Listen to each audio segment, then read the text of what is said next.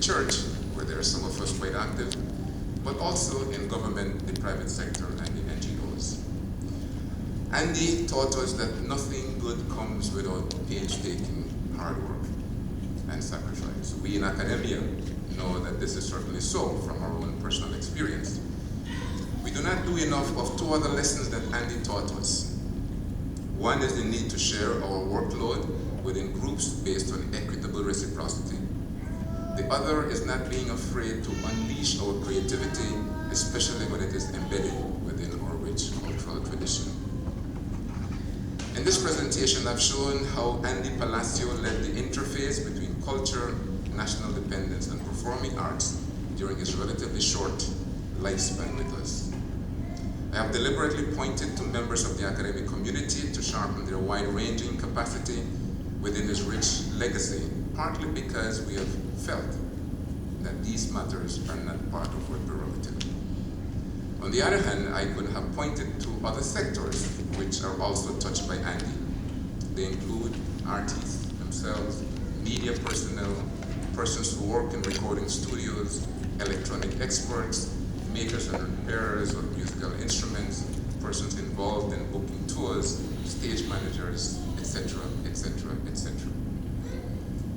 In other words, there's a wide constituency out there that would take the time to formulate what they'll be doing to add to the legacy. As my final word, I have to say that I have not sufficiently elaborated on perhaps the greatest legacy that Andy left with us, and that is linking culture with a capital C with popular culture. In Belize, the elitist colonial legacy that culture with a capital C should remain aloof from the people has not yet been uprooted. Long before the term "to be cool" became fashionable, Andy was Mr. Coolness himself. Those of us who know him. He was never out of kilter. He was always even, a loving person. Never did he insist that he should be addressed with the appellation His Excellency, as deserving of his government-appointed title, the Cultural Ambassador of Belize. He was appointed Cultural Ambassador, and he should have been addressed every time as Your Excellency. But Andy never insisted on that. The impact on the public, because of this attitude and behavior of his, was a combination of awe, pride, disbelief, and genuine love, all combined together. Culture does not have to be elitist and highbrow. Probably the best way to explain this is to repeat what a non-Garifuna colleague of mine said on hearing that Andy had passed on. "No," he said in great shock. "It can't be, because I was playing billiards with him just last week in San Ignacio." He paused for a while, and then he continued, and these are his words. "The Prime Minister or leader of the opposition could have died, but not my Andy P." At that point, I shook my head in agreement and said to myself, yes, we're finally reaching the point when we can give the ambassador of popular culture his due respect, thanks to my little brother, Andy Palacio. So in concluding, let me repeat in bullet form some of the main achievements of Andy that we should remember in this tribute. Number one, he transformed the music by extracting from it, mixing it, and returning it to the people and the world at large. He used his organizational skills to form the Garifuna Collective, which also includes several non-Garinagu. So when you hear the name Garifuna Collective, Andy had a vision that it should also include people who contribute who are not Garifuna themselves. Making the Garifuna culture truly transboundary. In its heartland, the Caribbean coast of Central America, so the Garifuna Collective has people from Belize, Guatemala, as well as Honduras, because Andy was able to select talent where it was and to bring them together. He initiated a production of women in recorded music through the recently released Umalali, which is also making its way in the world music chart. Bringing socioeconomic economic development to the field of culture. He combined a high level of artistic performance with an equally high level of intellectual capability. And he did all of this while being a son, father, a husband, a truly decent human being. A noteworthy trait of Andy was being able to form networks with persons whom he knew. And this was a person who I spoke to many people around the time of his death. And it was surprising how one would say, like this colleague of mine, I was playing billiards with him. Another would say he was at my birthday party a few weeks ago and he sung happy birthday to me. Another person would say we met in London over a few drinks and he was a great person to talk to. How he did it, I don't know. But that was Andy. So a noteworthy trait of Andy was being able to form networks with persons whom he knew. And no doubt during the past few days, many of us in the audience have formed networks around the event in which we participated. And my suggestion is let us strengthen these networks as we set to give shape to the vision that Andy left with us. And I will ask of you something at this time. It is appropriate that at this time I ask that we stand, if you don't mind, let's stand a little bit. Hold hands with your neighbor and observe a moment's silence in his memory.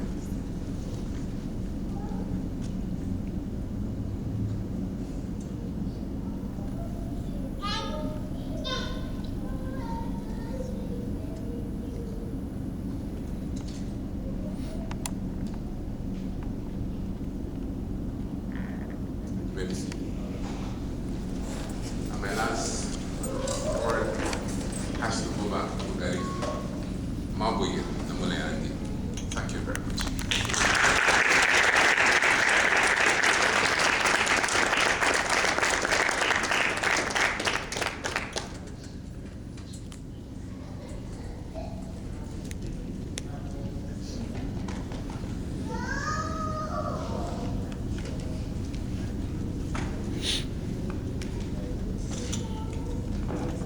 Thank you so much, Dr. Palacio, for those very kind, thoughtful words. And the remembrance of Andy and the reason that we are here on this symposium for Garifuna culture, and most importantly, as expressed through Andy Palacio, his music, his life, his contributions, his legacy.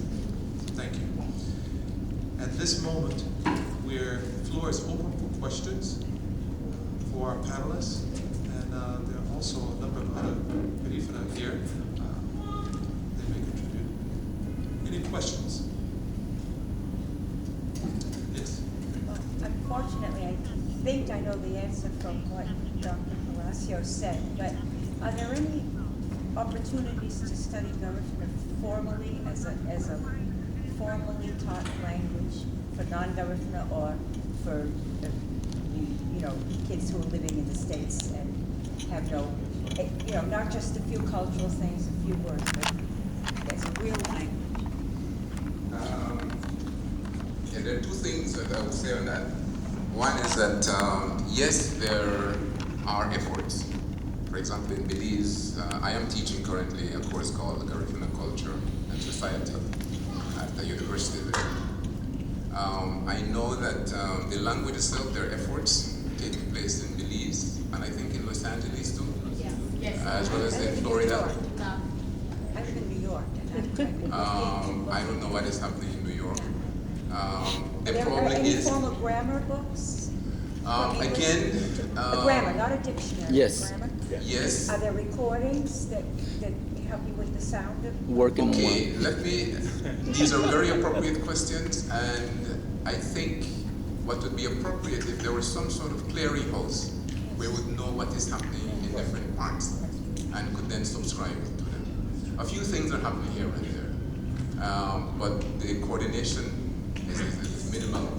And in doing this, we need to be aware, for example, of the need to regularize how you write Garifuna, for example.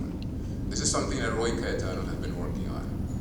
Because if you don't regularize the orthography, the writing, because we are in both English speaking as well as Spanish speaking, so that your J can be H, whatever.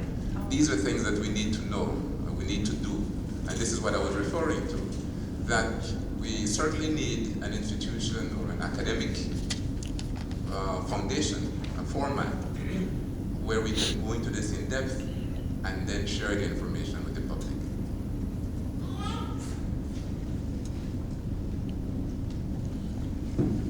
Yes, two comments from the members of the Garifuna community. Question, actually. You mentioned the population in Honduras. I couldn't hear clearly. So that was shocking to me when you said, what, 11 million? 7 million. Garifuna, No. Oh. 7 million. Yes, total. Republic of Honduras. Oh, I see. And what percentage? There were only 2%. 2%. Garifuna. Okay. That's it. Yes, Mr. Castro? And just basically, good afternoon, my name is Jerry Castro. And just to touch on what Dr. Palacio had said in regards to the question, there are some efforts going on in terms of like the language issue of teaching Garifuna both in LA as well as in New York, but in a very, very, very, very low level. So hopefully as the time will come, the population and community in New York will sort of like expand, but I know GAHFU is doing a great effort in trying to take what's being successful in LA and place it in New York and just do that collaboration with the organizations in New York as well.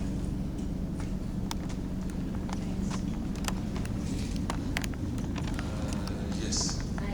Hi, I want to know if Garifuna is only spoken in African descended regions, or there are also Garifuna Native American in that region that speak Garifuna, like Native American that speak Garifuna.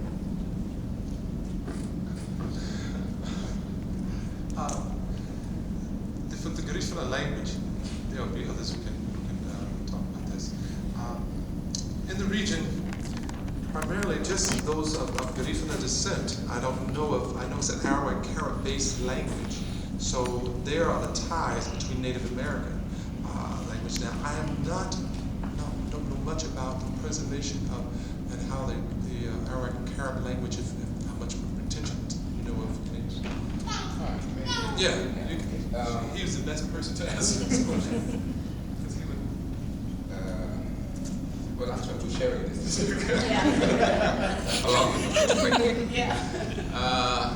Okay. What is the main point of your question again? Let me just try and make sure that I answer you appropriately. I'm not sure if Garifuna is only spoken in African descended region of the area, but I also want to know if Garifuna is also spoken among the native people, some native people that have mixed or native around that area. All right, good. The origin of the language is South American, Arawak. And I've been to Guyana as well as Venezuela, where there is, particularly in Venezuela, there is a very strong resurgence taking place but they don't call it Garifuna, they call it Carib, or Kawib, or Carib, various terms like that. When I listen slowly to them talking, I can identify a few words, just a few words, because we came originally from that area in Venezuela, bordering Guyana, and then of course moved on through the chain of islands and ended up in St. Vincent, where we were continued to be formed. There, the language took its own transition from Arawak, which was spoken mostly by the women, to Carib, which was spoken mostly by the men. As well as, of course, African words were added, European words were added, mostly French. And so it became the language that we are talking right now, completely different from what originally it was back in South America. So right now it is spoken by people like myself with African descent. There are efforts to do some resurgence of the original Arawakan as well as Carib in South America especially, and maybe in Puerto Rico, possibly, Cuba, possibly. because the same language was spoken there, the Arabian language was spoken there. But when it comes to the current condition of the language, it is spoken by the nation called Garifuna, originating in St. Vincent and coming to Central America in 1797. Does that answer it? Yes. I would like to have Dr. Palacio and Stone and also Reed speak a little bit on the spirituality, worship. I heard a little bit when you spoke, Dr. Palacio. We talked about the transition from death and how you respect ancestors. Can you speak a little bit on that? How is worship done? Is it done by the women, the children? Are there like ministers, that kind of thing? Everyone speaks. Well, it's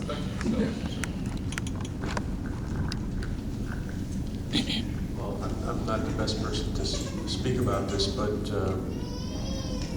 think one of the important things to appreciate in this case, and this was, similarly found in other parts of the diaspora, in places like Brazil, almost everywhere in the Spanish-speaking Americas, there's really a kind of call it a syncretism between indigenous beliefs and practices and the influence of the Catholic Church, which generally throughout the New World was much more, if you will, accepting or tolerant of native traditions than various Protestant denominations were.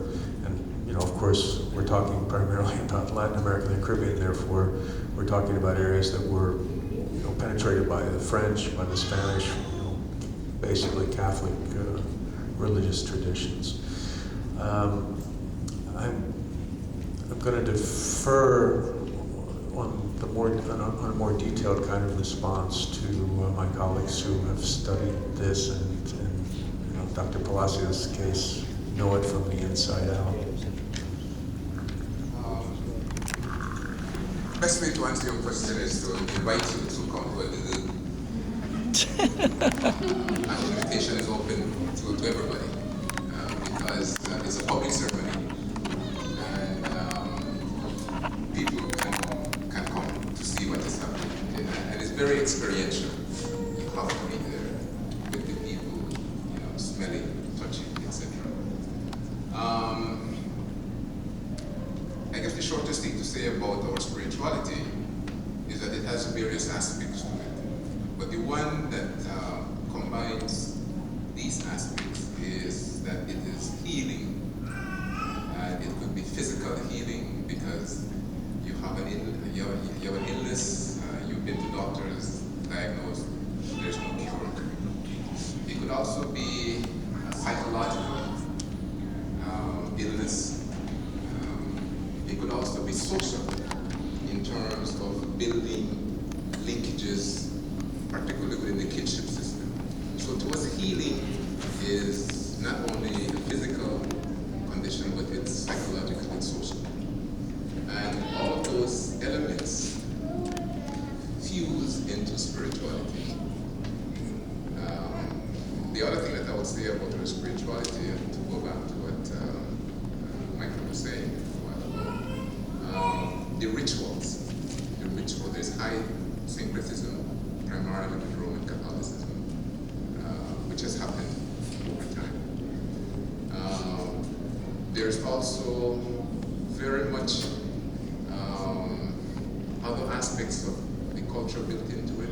Before a religious ceremony, there has to be food, and the food has to be planted because it's mainly cassava, and the fish have to be cooked.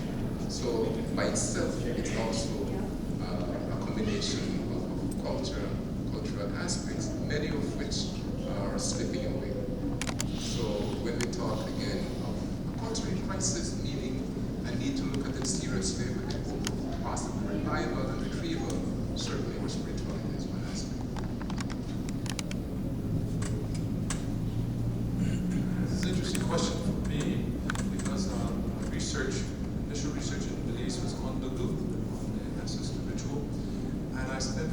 months and a number of trips back and forth to Belize to study the group.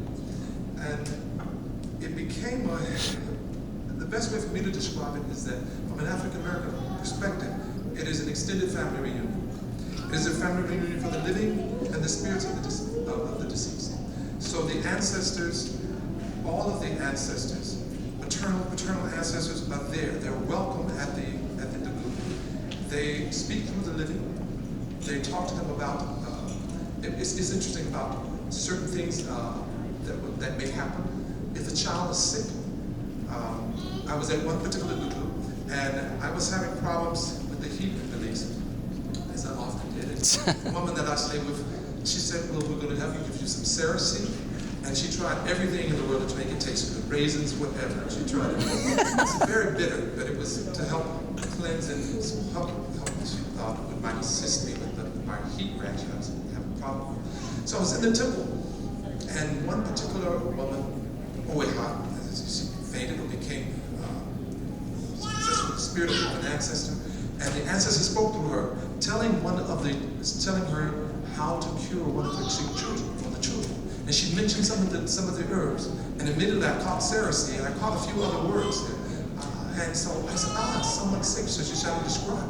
And this is one way in which I realized that this was a connection that was still, is a continuation that is very, very important. Many things that African Americans that we have lost, that is part of our ancestral tradition that we lost with slavery and everything of those of us who were enslaved in the New World. So it became very important for me, because I was a way in which I was discovering why I could call myself an African American. And that's why I have found that Belize has been a home, and it has been in a sense, a familial home in a spiritual sense of a place of identity for me. So, thank you. We're going to have to stop now because it is time for lunch, and we want to, before we do this, I think Ms. Rose Grant, representative of the Garifuna community, has something that she would like to read. Good afternoon, ladies and gentlemen. On behalf of the Belizean Association of Georgia, better known as GAHFU, particularly the Garifuna community here in Atlanta, it's indeed a pleasure to welcome you and to also thank you for participating in today's session. We have with us today one of our renowned scholar, Dr. Palacio, who you just heard, and he has been a stalwart, in my opinion, in preserving and promoting our culture.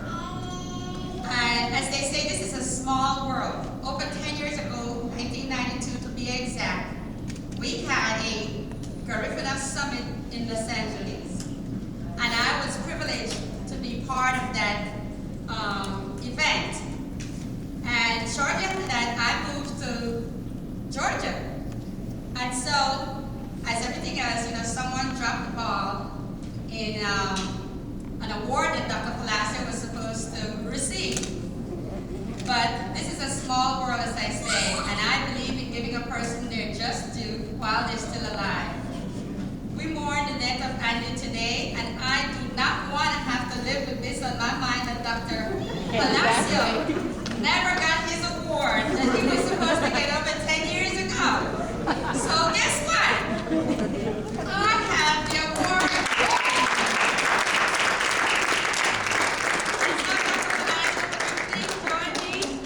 And on behalf of the Garifuna community, as I said, I'd like to present you with your plaque for being our guest speaker at the Garifuna Summit, which was held in Los Angeles in 1992, and here it is, 1,000 days. And again, I say, my people, he has earned it and deserves it. So I am privileged and honored as your friend and colleague, and from one Garifuna to another, to present this to you today in this formal setting, because I didn't want to just give it to him like that. He needed to have kind of audience just like we have today. So here you are. And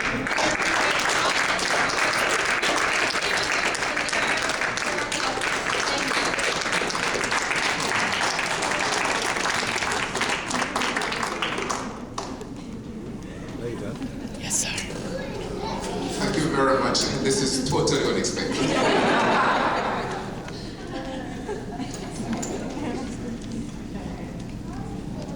One of the things that the committee decided that we wanted to do, because this was a special occasion and it's not often that we have a Garifuna community.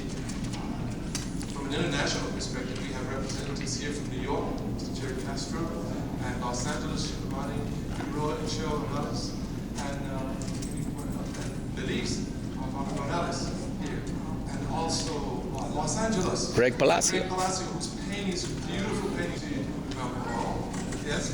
And we have filmmakers here, Andrea Leland, whose Garifuna journey was shown earlier this week as well. And Ronnie Figueroa, nice to meet you. Matthew Dory here. We'll talk later. That's okay. So they will be, many of them will be on the panel this afternoon. They will be after lunch. We're so thankful for having them here. We wanted to have something, and they will also receive the next thing that we have.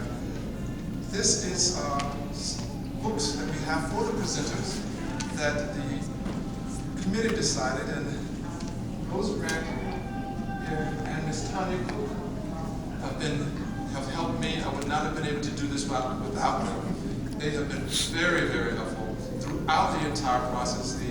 My right hand and left foot, leg, and everything for this. This is a documentation book of the various events that have happened this week with flyers, a statement from a letter from the governor. It says, it's a great pleasure to extend my best wishes on the occasion of a symposium, Garifuna Popular Music and Arts as Identity, Contemporizing the Traditional. Allow me to welcome distinguished guest speakers, performers, citizens, and attendees to this week-long event. I hope that you will enjoy what is planned. The festivities include something for everyone, old and young. So this is